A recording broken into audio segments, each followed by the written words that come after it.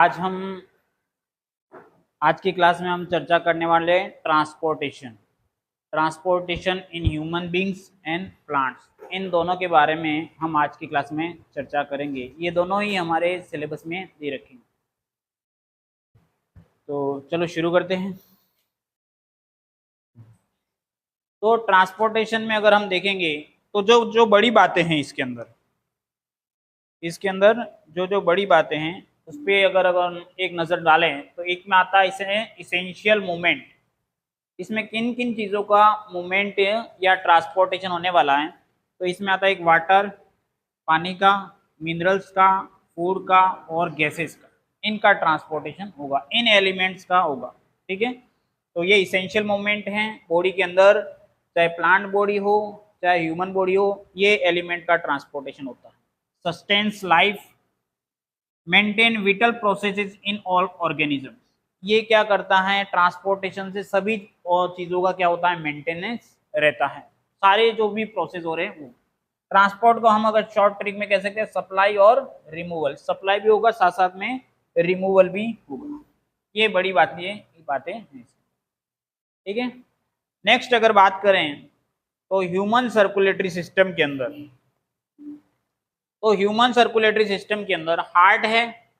Heart के भी जो 3 मेन कंपोनेंट है, एक ब्लड है, हार्ट है और वेसल्स है। ठीक है, ब्लड ट्रांसपोर्टेशन मीडियम है, हार्ट पावरफुल पंप है, पंपिंग है जहां से क्या होगा, सब जगह सप्लाई होगा। और इसको कैरी करने के लिए वेसल्स है। वेसल्स में अलग अलग कैटेगरीज हैं, आर्टरीज हैं, वेन्स हैं, कैपिलरीज हैं और हाईवे। ये सारे मिलकर के, ये तीनों मिलकर के क्या बनाते हैं, रास्ता। एक तरह से हाईवे का मतलब क्या हो गया, रास्ता है। ठीक है, एक हार्ट का स्ट्रक्चर आपको बता रखा है। अब ह्यूमन सर्कुलेटरी सिस्टम की बात करें तो ह्यूमन सर्कुलेटरी सिस्टम में मेन कंपोनेंट क्या है, ब्लड। क्या है, ब्लड। अब अगर ब्लड की बात करूं तो हमारा जो बॉडी है उसके अंदर जो हार्ट है वो 4 चेंबर का है। कितने चेंबर का है, 4 का। ये देख सकते हो आप, एक चेंबर ये रहा, एक चेंबर ये रहा और 2 चेंबर यहाँ नीचे की तरफ। ठीक है, ये 4 चेंबर का हमारा क्या होता है, हार्ट होता है। ठीक है, ऊपर होते हैं उसे एंट्रियल कहते हैं और नीचे जो रहते हैं उसको वेंट्रिकल कहते हैं। ठीक है, ये राइट साइड का है, उधर वाला लेफ्ट साइड का है। ठीक है, राइट साइड जो है उसमें राइट एट्रिकल, उसके अंदर क्या रहेगा आपका, डीऑक्सीजनेटेड ब्लड रहता है। कौन सा रहता है, डीऑक्सीजनेटेड। और लेफ्ट साइड में आपके रहेगा ऑक्सीजनेटेड। तो एक बार उसकी स्ट्रक्चर आप भलीभांति देख लो। 2 चेंबर ऊपर की तरफ हैं जिनको एट्रियम कहा जाता है और नीचे जो हैं उनको क्या कहा जाता है, वेंट्रिकल।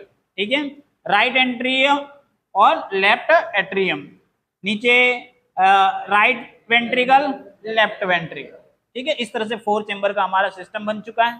ठीक है, इसके बीच में एक सेपरेट करने वाली दीवार रहेगी जिसको सेप्टम कहा जाता है। क्या कहा जाता है, सेप्टम। ठीक है, इसके अलावा इसके साथ में जुड़े जो बड़े बड़े ट्यूब्स हैं उनको देख लेते हैं। ठीक है, ये हमारे बॉडी से सारा जो ब्लड है ना, उसको लाने का काम करेगा। वो कौन सा होगा, डीऑक्सीजनेटेड ब्लड इधर आएगा। ठीक है, यहां से भी आपका कौन सा आ रहा है, डीऑक्सीजनेटेड ब्लड। ठीक है, यहां से ये जो ब्लड जाएगा ये आर्टरी है, लेकिन इसके अंदर आपका रहेगा, इसके अंदर आपका जो आर्टरी है इसके अंदर आपका जो ब्लड रहेगा वो डीऑक्सीजनेटेड ब्लड रहता है। सामान्यतः आर्टरीज के अंदर हमेशा कौन सा, ऑक्सीजनेटेड ब्लड रहता है, लेकिन एकमात्र हार्ट में आर्टरी रहती है जिसके अंदर कौन सा होता है, डीऑक्सीजनेटेड। उसी प्रकार से एक वेन होता है। ठीक है, और ये वाट, और ये जो वेन है उसके अंदर क्या रहेगा आपका, ऑक्सीजनेटेड ब्लड रहता है। एकमात्र ऐसी वेन है जिसके अंदर क्या रहता है, ऑक्सीजनेटेड ब्लड रहता है, जिसको हम बोलते हैं पल्मोनरी वेन। और आर्टरी का नाम भी क्या रहेगा, पल्मोनरी आर्टरी। ये दोनों मतलब एक्सेप्शन है, सामान्यतः आर्टरीज के अंदर हमेशा कौन सा ब्लड रहता है? ऑक्सीजनेटेड, और डीऑक्सीजनेटेड ब्लड रहता है वेन्स के अंदर। हमारी बॉडी में डीऑक्सीजनेटेड ब्लड जो वेन है वो कहाँ रहती है? ऊपरी सरफेस पे रहती है, आप आसानी से देख सकते हो। ठीक है, जब भी हमें इंजेक्शन वगैरह लगाया जाता है तो वो ये वेन में लगता है। ठीक है, और आर्टरी जो होती है वो बॉडी के अंदर की साइड में रहती है, अंदर की तरफ, वो आसानी से दिखती नहीं है। ठीक है, और जो अंदर की तरफ है उसमें कौन सा ब्लड है? ऑक्सीजनेटेड, जिसको हम सामान्य लैंग्वेज में कह सकते हैं प्योर ब्लड। और जो वेन है उसमें हमारे कौन सा ब्लड है? डीऑक्सीजनेटेड, जिसको हम लोकल भाषा में कहते हैं इम्प्योर ब्लड। कौन सा ब्लड? इम्प्योर। इम्प्योर का मतलब हो गया डीऑक्सीजन। इसका मतलब डीऑक्सीजनेटेड है, मतलब ऑक्सीजन नहीं है, तो वहां पे कौन सी गैस होगी? CO2। ठीक है, उसका जो कलर रहेगा वो रहेगा आपका पर्पल कलर टाइप का, पूरी तरह से रेड नहीं होगा। ठीक है, जबकि अंदर आर्टरीज में जो ब्लड जा रहा है वो बिल्कुल बहुत ज्यादा रेड रहेगा, या बोल सकते हैं लाल सुर्ख, एकदम ईंट के जैसा लाल कलर का जो ब्लड होता है ना, वो आर्टरीज में रहता है। और हम सोचते हैं कि हमारा जो कलर है, कभी कभी आप हॉस्पिटल में जाते हो और ब्लड चेकअप कराने जाते हो, यार मेरा तो ब्लड काला काला आता है, लोग सारे बोलते हैं लाल लाल ब्लड होता है, मेरे ऐसे गड़बड़ क्यों है? ठीक है, तो हम जो ब्लड ले रहे हैं वो कहाँ से ले रहे हैं? वेन से ले रहे हैं। ठीक है, और वेन्स के अंदर डीऑक्सीजनेटेड ब्लड है, वो पर्पल कलर का होता है।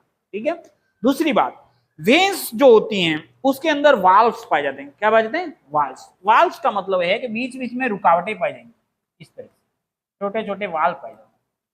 ये क्या काम करते हैं? जो ब्लड होता है वो ऑर्गन से रिसीव करते हैं, तो ये ब्लड वापिस उल्टी डायरेक्शन में नहीं जा सकता, एक बार जिस डायरेक्शन में चला गया उसी डायरेक्शन में जाएगा, वन वे जाने का काम करते हैं।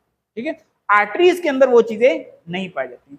आर्टरी, पल्मोनरी वेन यहाँ पे रहेगी, हार्ट में ही रहती है। पल्मोनरी आर्टरीज भी हार्ट में रहेगी, पल्मोनरी वेन भी यहाँ पे रहेगी। इसके नीचे की तरफ एक और हार्ट का डायग्राम है जो अपने सिलेबस में दे रखा है, वहां पे मैं और अच्छे से बता दूंगा। ठीक है, अब जो आर्टरीज रहती हैं, आर्टरीज क्या होती हैं? अंदर की साइड रहती है, उसके अंदर जो कोई भी वाल नहीं पाया जाता, कोई भी वाल नहीं पाया जाता।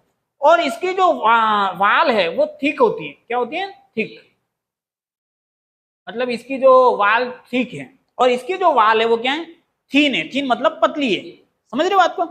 अब यहाँ पे क्या है, जो ब्लड है उसका प्रेशर बहुत हाई रहता है। ब्लड का प्रेशर हाई कहाँ रहेगा? आर्टरी में। आर्टरी में कौन सा ब्लड रहेगा आपका? ऑक्सीजनेटेड, या कह सकते हो प्योर ब्लड। सही है, तो इसके अंदर जब प्योर ब्लड आगे जाता है तो इसका प्रेशर बहुत ज्यादा रहता है। अगर अंदर की कोई नर्व अगर नली या ट्यूब टूटती है या आर्टरी ब्रेक होती है तो आप देखना बहुत प्रेशर से खून बाहर आएगा। ठीक है, लेकिन वेन का ब्रेक होता है तो खून उतना तेजी से बाहर नहीं आएगा, आता है नॉर्मली आता है। आपके कोई अच्छा बड़ी जगह बड़ी वेन अगर टूटी तो अच्छी मात्रा में, लेकिन ये मान लो कि जितना वेन में ब्लड बाहर निकलेगा उससे 10 गुना ज्यादा तेज गति से आर्टरी में निकलेगा, क्योंकि आर्टरी में फोर्स बहुत तेज है। ठीक है, अंदर की साइड रहती है, और वो क्या अंदर की साइड है, इसलिए मतलब क्या वो ज्यादा सुरक्षित है। समझ में आ रहा है दोनों में डिफरेंस? आर्टरी क्या काम कर रही है? प्योर ब्लड या ऑक्सीजनेटेड ब्लड को ले जाने का काम करती है, और वेन क्या काम करती है? डीऑक्सीजनेटेड ब्लड या इम्प्योर ब्लड को ले जाने का काम करती है। ठीक है, अब ये जो 4 चेंबर का सिस्टम है, यहां तो आपको कॉम्प्लेक्स तरीके से नजर आ रहा है, मैं इसको सिंपल तरीके से यहां पे बना देता हूं। ठीक है, एकदम बॉक्स जैसा बना देते हैं। ठीक है, ये 4 चेंबर हो गए। ये नीचे कौन सा हो गया? दोनों वेंट्रिकल, ये दोनों क्या हो गए? वेंट्रिकल। और ये क्या हो गए? दोनों एट्रियम। ठीक है, क्योंकि ये राइट साइड वाला है तो ये राइट साइड के हो गए, ये लेफ्ट साइड का है तो ये लेफ्ट साइड के हो गए। ठीक है, अब राइट साइड में आपके कौन सा ब्लड रहता है? इम्प्योर। कौन सा रहता है? इम्प्योर। इसका मतलब क्या से कह सकते हैं? डीऑक्सीजनेटेड ब्लड, या कह सकते हैं CO2 इंक्लूडेड ब्लड, जिसके अंदर CO2 रहेगी, ऑक्सीजन नहीं है, इसका मतलब क्या है? CO2। तो यहां पर आपका जो ब्लड रहेगा वो पर्पल टाइप का यहां पर रहता है। अब ये ब्लड कहां से आता है? तो ये ब्लड आता है आपका वेन से। कहां से आता है? वेन से। और वेन्स में हम जानते हैं वेन किससे जुड़ी हुई है? बॉडी पार्ट से, बॉडी पार्ट से या बॉडी के ऑर्गन से। ठीक है, अब बॉडी के सारे बॉडी के ऑर्गन से वेन जो होगी वो ब्लड को लेके जाएगी और हार्ट के राइट साइड में ले जाएगी। ठीक है, हार्ट के कौन से साइड में ले जाएगी? राइट। सबसे पहले वो एंट्री होती है कहाँ पे? एट्रियम में। कहाँ एंट्री होती है? एट्रियम। समझ रहे हो बात को? और एट्रियम में जब ये भर जाता है, जब एट्रियम पूरा भर जाता है तो फिर ये जाता है एट्रियम भरने के बाद में वेंट्रिकल में। कहाँ जाता है? वेंट्रिकल। तो ये तो सिस्टम हो गया बॉडी पार्ट्स, वेन, वेन से होता हुआ राइट एट्रियम और राइट एट्रियम से होता हुआ राइट वेंट्रिकल में हमारा इम्प्योर ब्लड या डीऑक्सीजनेटेड ब्लड आ गया। क्लियर यहां तक बात? अब बात करते हैं, अब यहां से जो ब्लड जाएगा, यहां से जो ब्लड है वो आपका पहुंचेगा लंग्स में। कहां पहुंचेगा? लंग्स। लंग्स मतलब फेफड़ों में। ठीक है, फेफड़ों में अपन ने कल रेस्पिरेशन सिस्टम देखा था, अल्वेओलाई होता है। तो ये जो ब्लड है वहां पे अल्वेओलाई के ऊपर पतली पतली कैपिलरी के ऊपर सेट हो जाएगा और फिर क्या होगा? उसके अंदर ऑक्सीजन का क्या हो जाएगा? एक्सचेंज होगा। ऑक्सीजन है अल्वेओलाई के अंदर और इसकी जो पतली पतली कैपिलरी बनेगी तो उसकी जो वॉल है वो बहुत थिन रहती है, मतलब वन सेल की वॉल कह सकते हैं। किसकी? जो ब्लड कैपिलरीज होती हैं। ये जो बड़ी ब्लड जा रही है, जो ट्यूब जा रही है, वो आगे चल करके पतली पतली नर्व में बढ़ जाएगी, जिसको क्या कहेंगे? कैपिलरी। और वो कैपिलरी किसके ऊपर जाके फिक्स हो जाएगी? एल्वेओलाई के ऊपर। ठीक है, एल्वेओलाई के अंदर क्या है? ऑक्सीजन गैस है। अब वो क्या है, हमारी जो ये लेयर है वो बहुत छोटी, अब एक वन सेल की है, तो आसानी से क्या होगा? गैसेस का एक्सचेंज हो जाएगा। क्या हो जाएगा? गैसेस का एक्सचेंज हो जाएगा। अब इसके अंदर कौन सी गैस है? CO2 है। और एल्वेओलाई के अंदर कौन सी है? ऑक्सीजन। तो एल्वेओलाई से गैस आ जाएगी इसके अंदर और इसकी वाली CO2 चली जाएगी उसकी तरफ। और वो किस बेस पे जाएगी? हाई कंसेंट्रेशन से लो कंसेंट्रेशन, क्योंकि हम जानते हैं इसके अंदर ऑक्सीजन है ही नहीं, तो ऑक्सीजन की लो कंसेंट्रेशन है और एल्वेओलाई के अंदर क्या है? ऑक्सीजन की हाई कंसेंट्रेशन पे, वहां से इधर ही ट्रांसपोर्ट होगा। और उसी प्रकार से CO2 का ट्रांसफर किधर से किधर होगा? ये ब्लड कैपिलरी से एल्वेओलाई के अंदर, क्योंकि ब्लड कैपिलरी के अंदर CO2 की मात्रा क्या है? ज्यादा, हाई कंसेंट्रेशन है, और एल्वेओलाई के अंदर कम है। तो एक तरफ तो CO2 उधर ट्रांसफर होगा, उसी समय पर ऑक्सीजन क्या होगा? कैपिलरीज में आएगा। जब ऑक्सीजन कैपिलरी में आता है तो क्या हो जाता है? प्योर हो जाता है। फिर ब्लड क्या हो गया? प्योर, क्योंकि ऑक्सीजन अंदर मिल गई। अब जो प्योर ब्लड है वो आपके वापिस आएगा और लेफ्ट एट्रियम में आएगा। कहाँ आएगा? Left atrium. फिर लेफ्ट एट्रियम से वो फिर आगे बढ़ेगा लेफ्ट वेंट्रिकल में। कहाँ जाएगा? Left ventricle. और लेफ्ट वेंट्रिकल से आपका प्रेशर के थ्रू ये बाहर निकलेगा और ये जाएगा आपका बॉडी पार्ट्स के अंदर, क्योंकि ये प्योर ब्लड है और प्योर ब्लड वापिस से बॉडी पार्ट्स में पहुंचेगा। और बॉडी पार्ट से जो इम्प्योर ब्लड है वो वापिस से वेन से लेकर के यहाँ पे। तो आपने देखा कि जो ब्लड है वो 2 टाइम्स हमारे हार्ट के अंदर मूवमेंट किया 2 टाइम्स। पहली बार जब आया बॉडी पार्ट से तो लेफ्ट पार्ट में आया, एक बार आया और वहां से वापिस निकला और लंग्स में पहुंच गया। ठीक है, ये पहली बार हुआ। फिर वापिस लंग्स से मूव करके वापिस आया और वापिस दोबारा राइट साइड में आया, तो 2 बार आया हार्ट में। तो ये 2 बार इसका क्या होता है? सर्कुलेशन होता है। 2 टाइम हमारे हार्ट के अंदर इसका सर्कुलेशन होता है। हमारा जो हार्ट है वो कितना चेंबर का है? 4 चेंबर का। ठीक है, लेफ्ट जो चेंबर्स हैं वो प्योर ब्लड के कंटेन करते हैं और जो राइट जो चेंबर्स हैं वो क्या करते हैं? इम्प्योर। राइट जो ऊपर के हैं उनको क्या कहते हैं? एट्रियम, और जो नीचे के दोनों हैं उसको क्या कहते हैं? वेंट्रिकल। क्लियर यहां तक बात? और यहां पर जो ये यहां से जो ब्लड को लेके गया लंग्स में, ठीक है, ये क्या है? आपका आर्टरी है। क्या है? आर्टरी। और ये क्या कर रही है? आपका इम्प्योर ब्लड को लेके जा रही है, क्योंकि आर्टरीज तो सामान्यतः कौन सा ब्लड लेके जाती है? प्योर।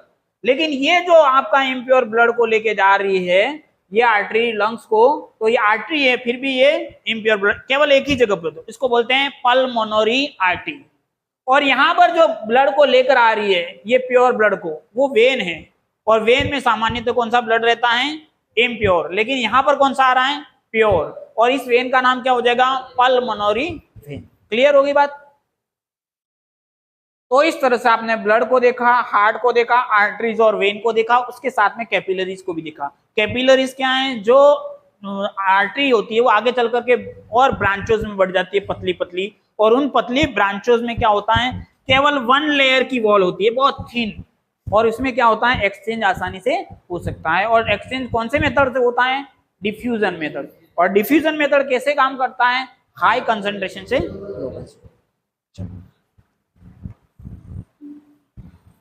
आर्टरीज का मतलब होता है अवे, और वेन का मतलब क्या हो जाएगा आपका विजिट बैक। एक ट्रिक से आप याद कर सकते हो, ठीक है। आर्टरीज का मतलब तो हो गया, ठीक। अब ये डबल बार क्या करता है, सर्कुलेट होता है, डबल सर्कुलेशन और 2 पार्ट जर्नी, ठीक है।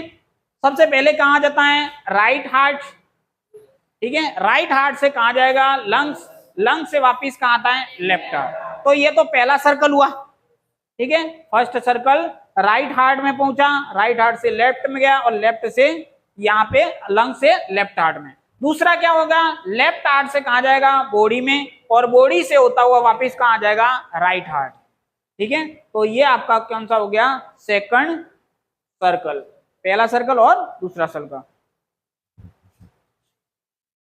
Blood grows through the heart twice पर साइकिल, एक साइकिल में 2 बार वो जाएगा, एक बार जब आता है तो वो 2 बार कहां से, हार्ट से गुजरता है। Right side deoxygenated blood, left side oxygenated blood कहां जाएगा, बॉडी में, और डीऑक्सीजनेटेड ब्लड कहां जाएगा, लंग्स में, ठीक है। Lungs plus body.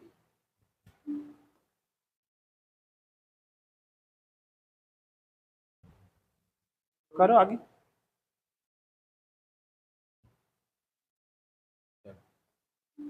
नेक्स्ट बात कर लेते हैं ब्लड प्रेशर और लिम्फ की। ब्लड प्रेशर क्या होता है, ठीक है। यहां तक हार्ट के अंदर ब्लड का पंपिंग समझ में आया आपको, ठीक है। अब बात कर देते हैं ब्लड प्रेशर। ब्लड प्रेशर में आपने बहुत सारी चीजें सुनी होगी, हाई बीपी, लो बीपी, सुना है ऐसा, है ना। वो क्या होता है आज आप भली बात समझोगे, ठीक है। हमारी जो आर्टरीज है, आर्टरीज कहाँ रहेगी, बॉडी के इन साइड में, ठीक है। उसको आप देखा होगा जब वो बीपी चेक करते थे, एक मशीन होता है, ठीक है। उसका नाम क्या था, मैं नाम भूल गया, चलो। वो पंपिंग बबल्स होता है, उसको दबाते हैं, उस तरह से उसके अंदर हवा भरते हैं, और वो उस तब तक भरा जाता है जब तक कि अंदर की आर्टरीज क्या हो जाती है, दब नहीं जाती। अंदर जो आर्टरीज है वो दब नहीं जाती। जब आर्टरीज अंदर दब जाएगी तब हमको क्या है, प्रेशर आसानी से क्या कर सकते हैं, हम मेजर कर सकते हैं, और आर्टरी का प्रेशर देखा जाता है। आर्टरी जब जब दब दब दब जाती है, ठीक है, तो वो प्रेशर आपका कहलाता है डायस्टोलिक प्रेशर, और डायस्टोलिक प्रेशर आपका रहता है 120 mmHg। और जब वापिस रिलैक्स होती है, दबती है, तो प्रेशर ज्यादा रहेगा 120, और जब वापिस से रिलैक्स होती है तो वो कितना होता है, 80 mmHg। ये इसका सिस्टोलिक प्रेशर हो। सिस्टोलिक में क्या होता है, रिलैक्स होता है। डायस्टोल में क्या होता है, कॉन्ट्रैक्ट होता है, मतलब दबता है, ठीक है। और जब दबेगा तब प्रेशर बहुत हाई रहेगा। तो हाईएस्ट प्रेशर नॉर्मल इंसान का कितना जाना चाहिए, 120, और नीचे का प्रेशर कितना जाना चाहिए, 80। तब अगर इस रेंज में आपका प्रेशर, ब्लड का प्रेशर आ रहा है ना, तो वो कहला जाता है नॉर्मल ब्लड प्रेशर। क्या कहला जाता है, नॉर्मल ब्लड प्रेशर। लेकिन अगर हमारा ब्लड प्रेशर बहुत ज्यादा जा रहा है, किसी का आपने देखा होगा 200 भी जाता है, 200 से ऊपर भी जाता है, उस समय क्या है, ब्लड का जो अंदर जो फ्लो है बहुत तेज गति से जा रहा है, बहुत तेज गति से फ्लो जा रहा है। जिसका ब्लड प्रेशर हाई में 200 जाएगा, वो नीचे के लेवल पर 120 या 140 पे आके रुकेगा, क्योंकि नीचे के लेवल पे उतना ही डाउन जाएगा, तो 140 पे। तो ये क्या हो गया, हाई बीपी। और लो बीपी वालों का क्या होगा, ब्लड बहुत धीमे गति से जाएगा। तो अगर लो बीपी है तो किसी के 90 तो हाईएस्ट हो गया, तो लो में नीचे वाला कितना जाएगा, 60 में। रिलैक्स कंडीशन में आपका 60 जाएगा, और आपके कॉन्ट्रैक्शन के टाइम पे ये 90 जाएगा। इस कंडीशन को क्या बोलते हैं, लो बीपी, और इस कंडीशन को क्या बोलते हैं, हाई बीपी। दोनों ही रिस्क है, हाई बीपी भी अच्छा नहीं है, लो बीपी भी अच्छा नहीं है। हाई बीपी की भी बहुत सारे लोग गोलियां खाते हैं, रेगुलर से खाते ही है, आपने देखा होगा। जिनके एक बार हाई रहने लग जाता है वो लगातार बना रहता है। और ऐसे बीपी वाले केस में इमीडिएटली कुछ नहीं होता, आपके थोड़ा सा समय लेता है ना। और लो बीपी में भी आप ऐसा सोचते हो कि नॉर्मली कम खतरनाक है, वो भी बहुत ही डेंजरस है, ठीक है। आपको चक्कर वक्कर आ जाएंगे, और भी दूसरी चीजें हो सकती है। चलो नेक्स्ट। तो बीपी, ब्लड प्रेशर आपको समझ में आया होगा। Blood pressure, force on vessel wall, vessel की वॉल के ऊपर, और lymph, tissue flood, return floods and fits. अब एक होता है लिम्फ। लिम्फ क्या होता है वो देख लेते हैं।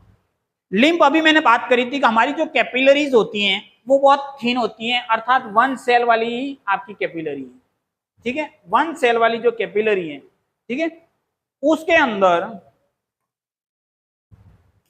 वन सेल वाली जो कैपिलरी है उसके अंदर क्या है, आसानी से स्पेस रहता है, उसके अंदर बीच बीच में छेद रहेगा, इंटरसेल्यूलर स्पेस, सेल के बीच में जो सेल स्पेस रहेगा क्या कहलाता है, इंटरसेल्यूलर स्पेस।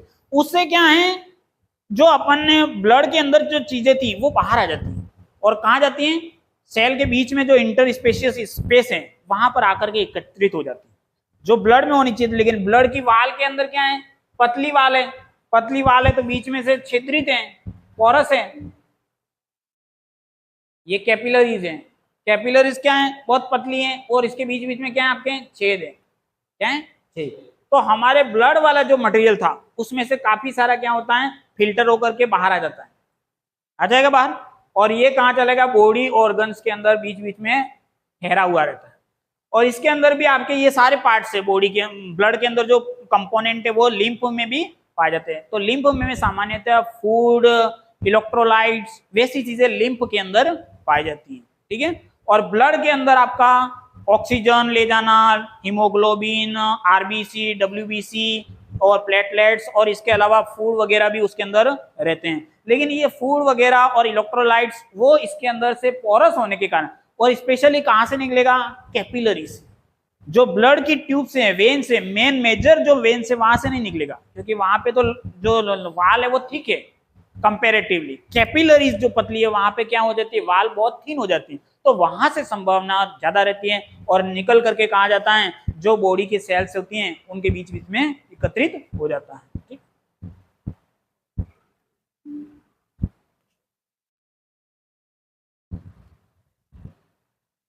चलो नेक्स्ट बात कर लेते हैं प्लांट ट्रांसपोर्ट की, ठीक है।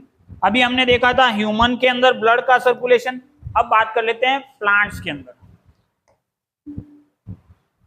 प्लांट्स के अंदर जो ट्रांसपोर्टेशन होता है वो वेस्कुलर सिस्टम की सहायता से होता है, और वेस्कुलर सिस्टम के अंदर दो मेजर सेल्स होती हैं, जिसमें एक होता है जाइलम और एक होता है फ्लोएम। ये मैंने तुमको 9th में पढ़ाया था। जाइलम के अंदर 4 सेल होती हैं, उसी प्रकार से फ्लोएम के अंदर 5 सेल होती हैं, ठीक है। जाइलम पेरेन्काइमा होता है, जाइलम फाइबर होता है, बताया था, ट्रेकिड्स होता है ना। उसी तरह से फ्लोएम के अंदर होता है, फ्लोएम पेरेन्काइमा होता है, फ्लोएम फाइबर होता है, सीव ट्यूब होती है, कॉम्पेनियन सेल होती हैं, ठीक है। अब ये क्या करता है, जाइलम और फ्लोएम दोनों का काम बटा हुआ है। जाइलम जो होता है वो क्या काम करता है, वाटर और मिनरल्स को लाने का काम करता है। प्लांट्स के अंदर वाटर और मिनरल्स, वाटर कहां से मिलेगा प्लांट्स को, जड़ों से। जमीन में जो पानी होगा, अपन पानी जमीन में ही आता है, पौधों को पानी जमीन में पिलाते हैं, ठीक है, कि पत्तियों के ऊपर पानी पिलाए ऐसा तो नहीं है। पत्तियों के ऊपर पानी पिलाने से पौधा कभी बढ़ता नहीं है, जमीन में डालते हैं। और जमीन में से क्या होता है कि ये जाइलम का पूरा स्ट्रक्चर होता है, वो क्या करता है, उसको ऊपर पत्तियों तक पहुंचाता है, ठीक है। कौन पहुंचाता है, जाइलम। जाइलम के अंदर 4 सेल का सेट होता है, ठीक है, वो इस तरह से ट्यूब लाइक स्ट्रक्चर बना देता है, इस टाइप एकदम क्या हो जाता है, ट्यूब लाइक स्ट्रक्चर, और आसानी से पानी क्या है, ऊपर चढ़ा।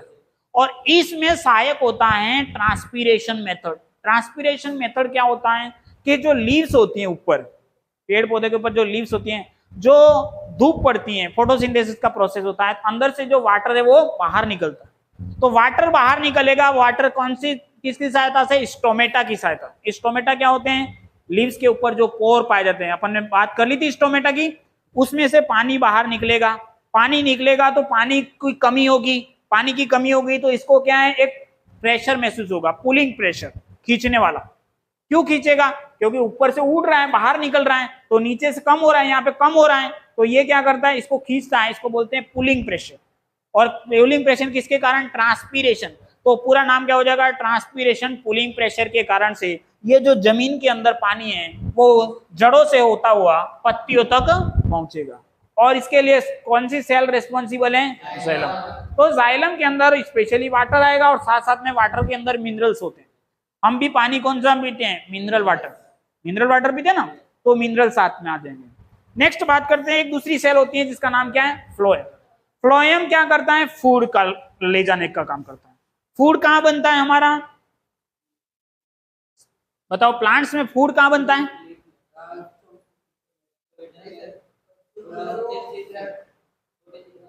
फोटोसिंथेसिस होता है। फोटोसिंथेसिस कौन सी ऑर्गेनेलाई में होता है, क्लोरोप्लास्ट। और क्लोरोप्लास्ट में क्या होता है, क्लोरोफिल पिगमेंट होता है, ठीक है। वहां पर आपके फोटोसिंथेसिस की प्रोसेस होता है और क्या बनता है, ग्लूकोज, जिसको अपन क्या बोलते हैं, फूड।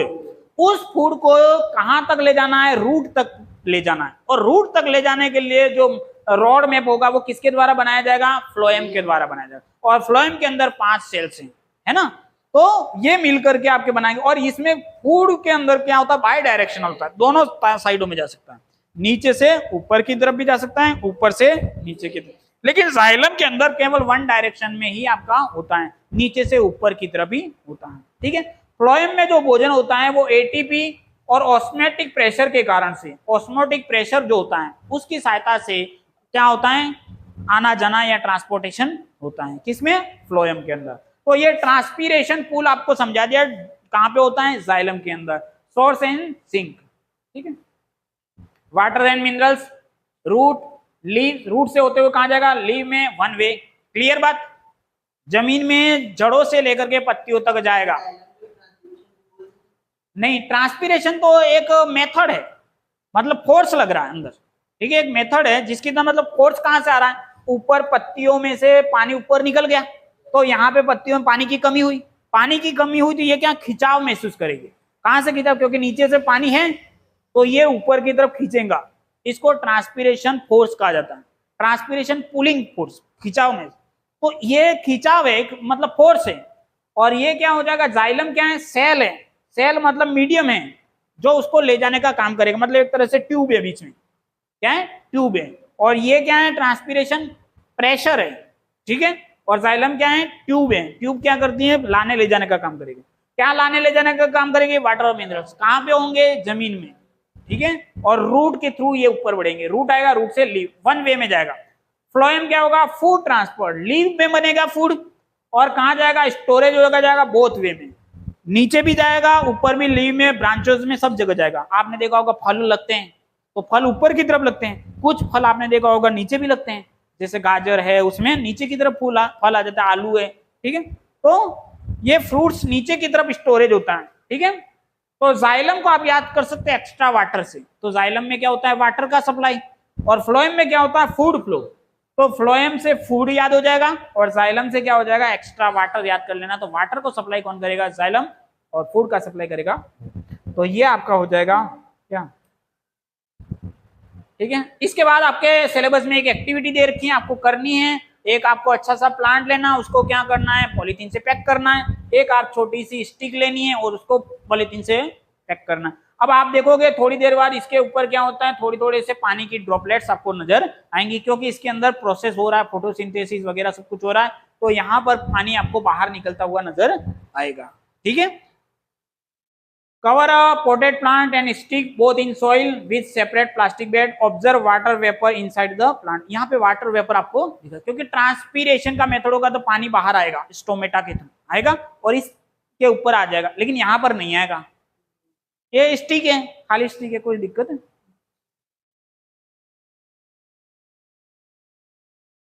हाँ, अब देखो इन दोनों में अंतर, ह्यूमन के और प्लांट्स के अंदर अगर बात की जाए ट्रांसपोर्टेशन में, तो ह्यूमन के अंदर मीडियम क्या होता है, ब्लड, हार्ट मेन ऑर्गन होता है, डबल सर्कुलेशन होता है, और हार्ट कॉन्ट्रैक्शन होता है एटीपी के थ्रू, ठीक है। इसमें क्या होता है, वाटर, मिनरल्स और फूड, किसके अंदर, प्लांट के अंदर।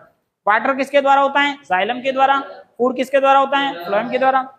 रूट, स्टेम और लीव इसके अंदर भागीदारी देते हैं, रूट भी होती है, स्टेम भी होता है और लीव्स भी होती हैं। जाइलम और फ्लोएम मेन कंपोनेंट है, जाइलम और फ्लोएम क्या है, ट्रांसपीरेशन पुल और एटीपी। ट्रांसपीरेशन पुल किसके लिए, जाइलम के लिए, और एटीपी किसके लिए, फ्लोएम के लिए, ठीक है। बहुत इजी है।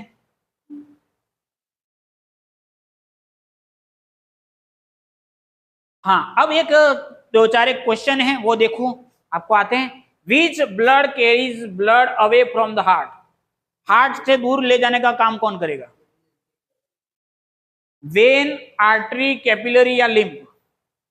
हार्ट में आपका कौन सा आया, प्योर ब्लड आया, प्योर ब्लड से बॉडी तक ले जाने का काम कौन करेगा, प्योर ब्लड किस में जाता है, प्योर ब्लड कहां जाएगा, आर्टरी में। तो आर्टरी तो बॉडी तक के ऑर्गन तक पहुंचाएगी, ठीक है, तो उत्तर क्या हो गया, आर्टरी। ठीक है, तो ये क्या है, हार्ट का चेंबर है, यहाँ पे आपका प्योर ब्लड आ गया, आ गया। अब यहां से आपका कहाँ जाएगा, ये बॉडी तक, मतलब ये बॉडी तक अवे ले जाना है, अवे मतलब दूर ले जा रहा है, हार्ट से दूर ले जाना, तो दूर ले जाना। Which blood vessel carries blood away from the heart, आपके हार्ट से दूर ले जाने का काम करेगा, तो कौन करेगा, आर्टरी। और हार्ट के पास लाने का काम कौन करता है, वेन। वेन देखो यहाँ से बॉडी से होते हुए यहाँ पे वापिस आ रहा है, तो ये वेन है जो पास में लाने का काम। Normal BP in adult, normal range कौन सी होती है, 120-80। ठीक है, और जाइलम ट्रांसपोर्ट क्या कर ट्रांसपोर्ट करता है, food, water and mineral. Next fourth है, translocation of food in plant occur through, food किसके थ्रू ट्रांसफर होता है, फ्लोएम। तो ये जो हमने अभी पढ़ा उससे हमने इन सारे सवालों के जवाब दे दिए। ठीक है, कोई डाउट,